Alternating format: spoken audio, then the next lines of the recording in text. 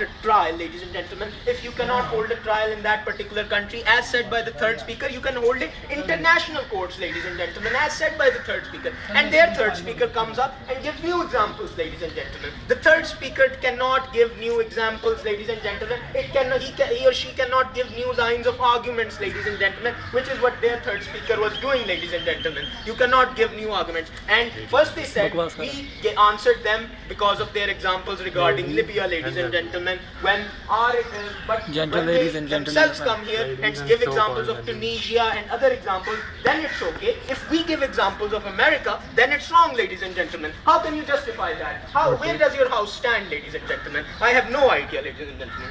Now, if you have an example, Viagra being investigated, again it's an assumption. You're investigating it. It's not proven, ladies and gentlemen. You're basing the entire argument based upon hearsay, ladies and gentlemen. There is no proof that he used Viagra to rape women, ladies and gentlemen.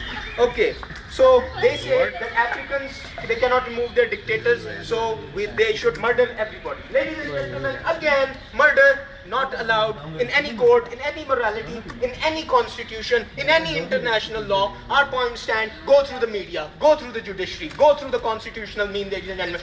We removed Musharraf constitutionally. Other people removed these various different dictators constitutionally. Even in Gaddafi's case, the people found that only after gaining awareness, and then they made it was not an assassination, it was a murder. That is a difference that we are trying to make, ladies and gentlemen, which they have yet to understood. Our three lines of argument still stand: constitutional means, moral justification, and historical, moral, ethical, religious justification, and third and lastly, the constitutional means. That ends the debate, ladies and gentlemen. None of the three speakers gave any reply whatsoever to our argument, nor any policy, and that ends the debate.